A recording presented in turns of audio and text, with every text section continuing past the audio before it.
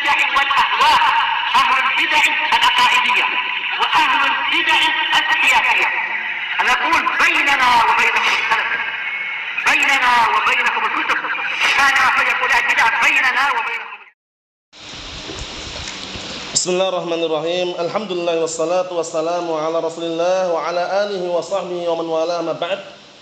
Sebelum kita melanjutkan bacaan terhadap Kitabul Jami' min Bulughul Maram yang disyarah oleh Asy-Syaikh Al-'Allamah Ibn Baz rahmatullah alaih, hadis yang terakhir kita baca disetorkan terlebih dahulu masih hadis yang berisikan tentang 3 orang yang Allah Ta'ala benci. Paham ya? Dan bahkan Allah Ta'ala mengharamkan perbuatan tersebut. Yang pertama adalah orang yang apa? Yang pertama kemarin, orang yang durhaka kepada kedua orang tua. Kemudian yang berikutnya orang yang menyia-nyiakan harta. Kemudian yang berikutnya orang yang banyak minta atau banyak bertanya. Akan kita bahas pada pertemuan sekarang ini. Hadisnya setorkan lebih dahulu seperti biasanya. Serentak barakallahu fiik. Tafadhalu.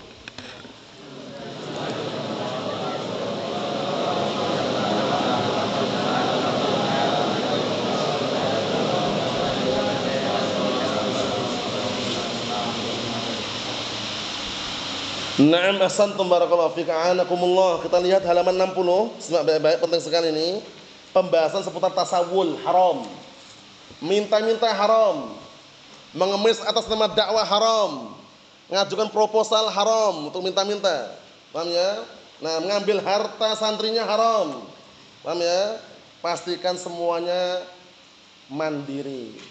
Kalau antum jadi ustaz misalkan, jangan jadi tipe ustaz yang manja, tapi ustadz yang mandiri.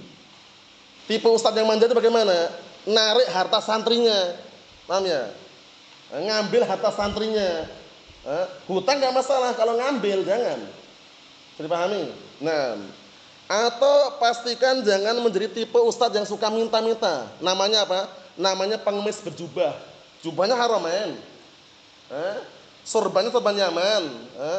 Kemudian ngajukan proposal dia. Ya kan? Open donasi dia, penggalangan dana. Syekh Muqbil bin Hadi Al-Wadi rahmatullahi alaih menyebutkan dalam kitab Damul Masalah, apa lafadznya? Kita ulang-ulang ini sebagai motivasi benak antum bahwasanya agar waspada dari minta-minta. Syekh Muqbil bin Hadi Al-Wadi rahmatullahi alaih menyebutkan dalam kitab Damul Masalah, apa kata beliau?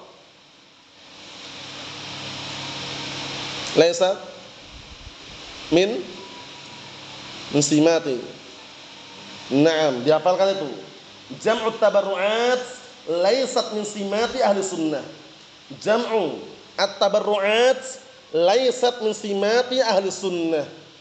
Disimak Mas, ini penting sekali nih ya.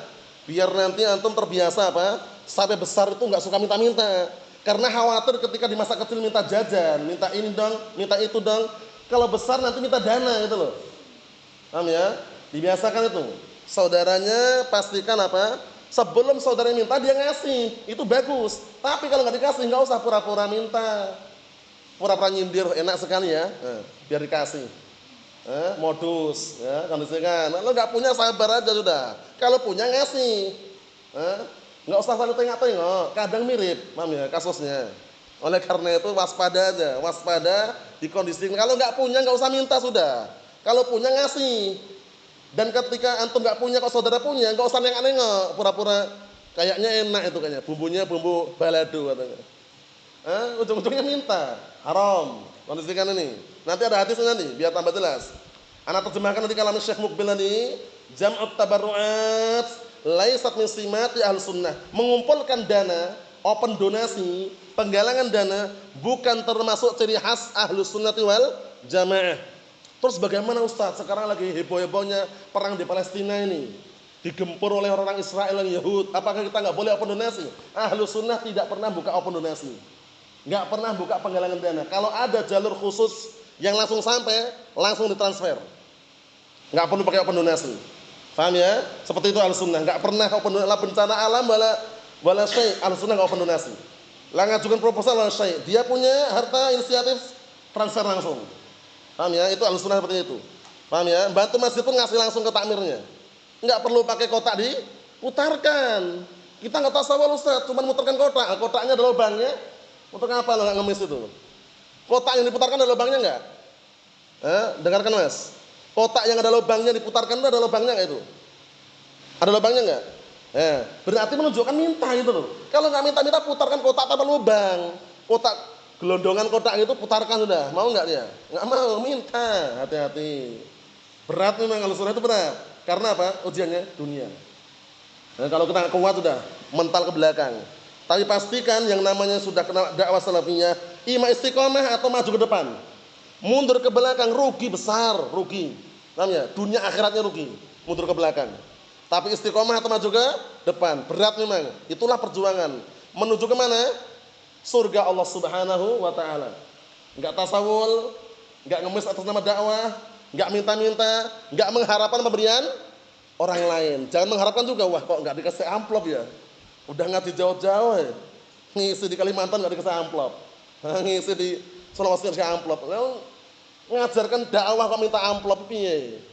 Ya orang masuk gitu, enggak masuk gitu loh. Dalam artian enggak masuk dalam apa? Enggak masuk dalam apa? Kategori dia itu siap sabar gitu loh, enggak masuk. Tapi kalau dikasih tanpa minta-minta, dikasih tanpa mengharapkan, boleh enggak terima? Enggak ada larangan. Antum berdakwah, kok ada orang ngasih? Antum enggak minta-minta. Kemudian enggak mengharapkan, dikasih amplop. Ustaz ini hadiah Ustaz. Enggak usah aja. Enggak usah begini tangannya. Mending terima langsung, boleh, karena dia nggak minta, nggak mengharapkan. Daripada dia bohong, nggak usah ya akhi, nggak usah. Allahul musta'an, karena ada seperti itu. Nggak usah pura-pura, nggak usah modus sudah. Kalau dikasih nggak masalah, tapi nggak minta-minta, nggak mengharapkan, ingat-ingat ya. Nah, itu penting sekali, karena berat ujiannya. Lalu masalah dakwah ini ujiannya harta itu berat sekali. Kalau kita nggak sabar, nggak jalan sudah. Mafhum? Kalau dikasih, hadisnya siapa itu Ihsan yang kita lewati?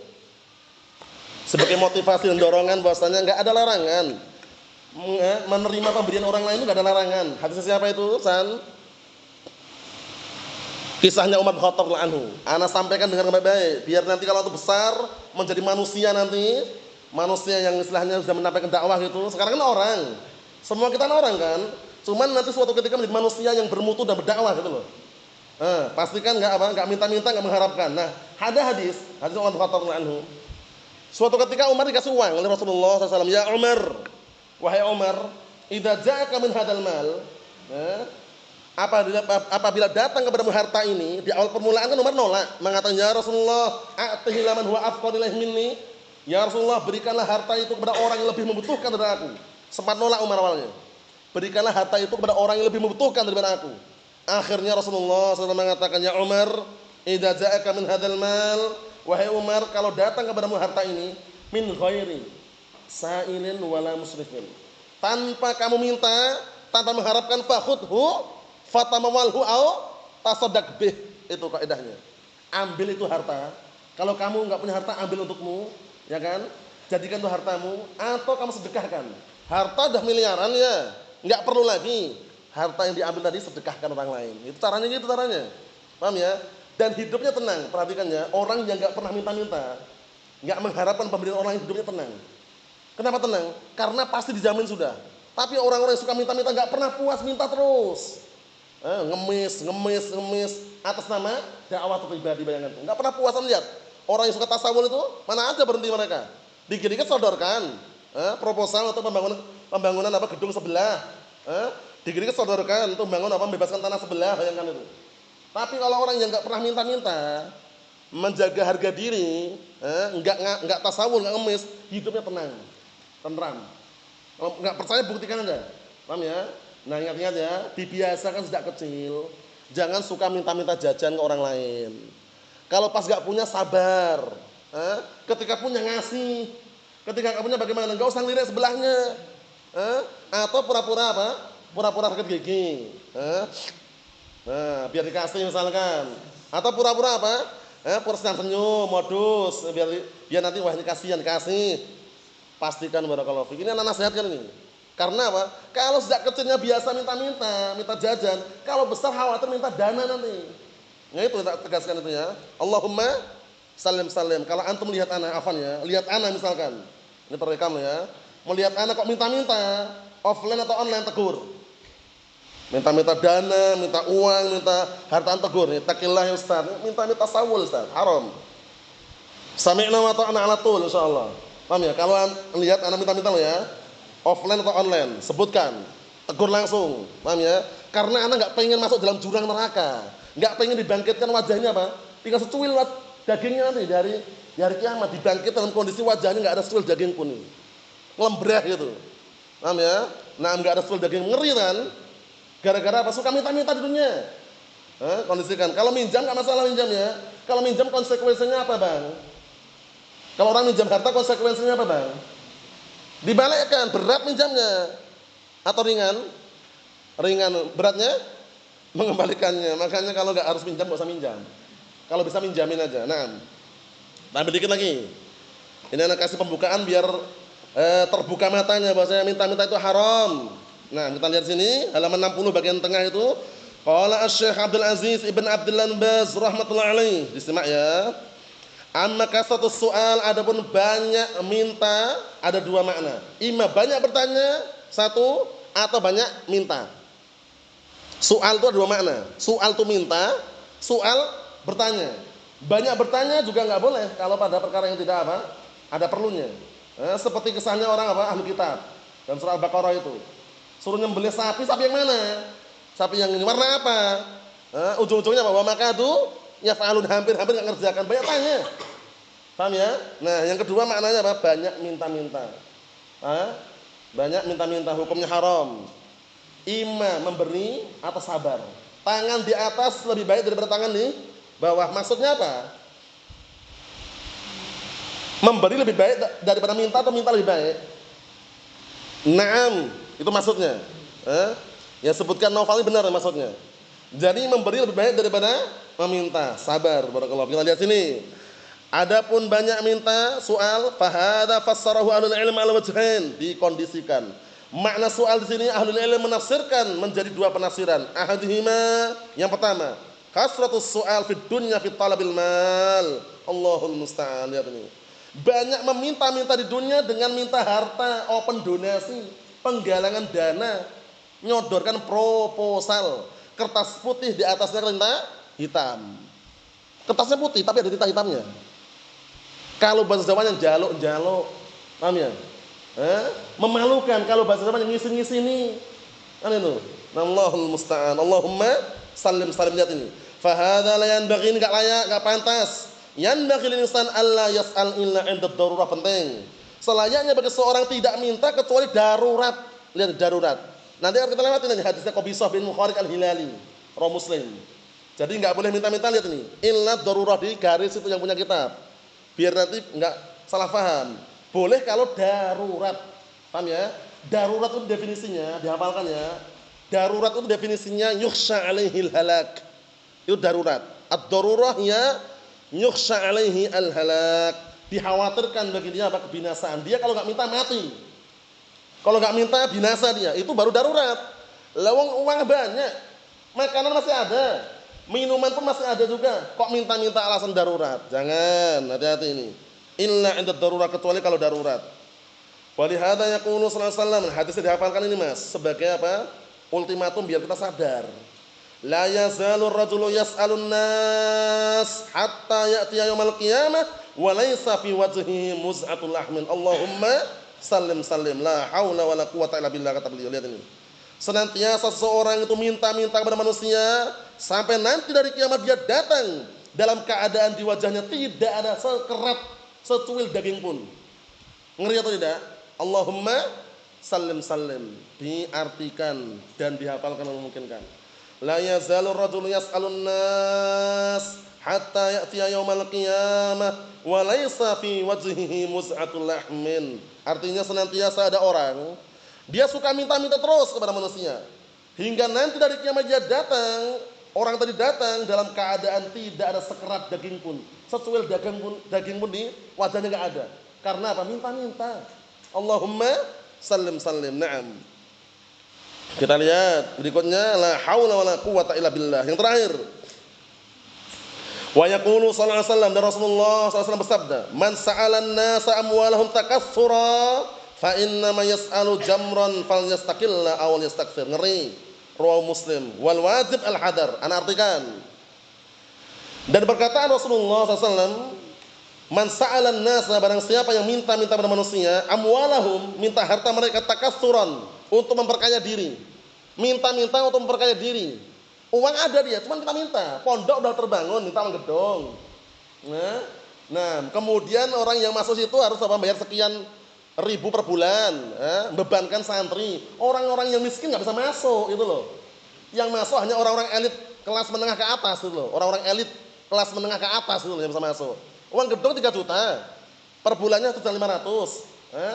Uang ekstrakurikuler 500.000, udah berapa itu udah? Yang bisa masuk orang-orang apa? Orang-orang elit kelas menengah ke atas. Orang-orang kaya, orang-orang yang jutawan, miliarder baru bisa masuk.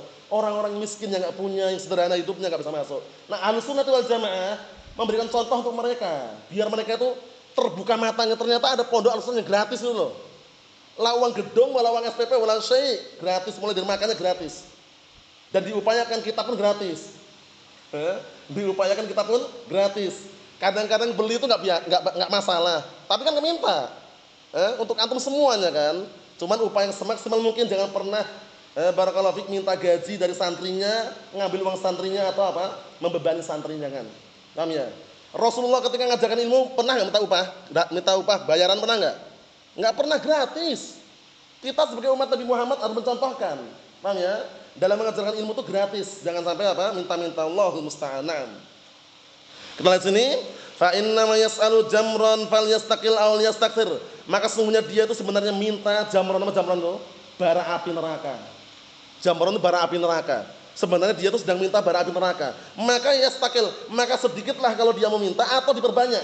Yastakil itu maksudnya sedikitlah dia mintanya, aw yastakthir, atau malah banyak mintanya. Semakin banyak yang dia minta, semakin banyak dia minta apa? Bara api neraka.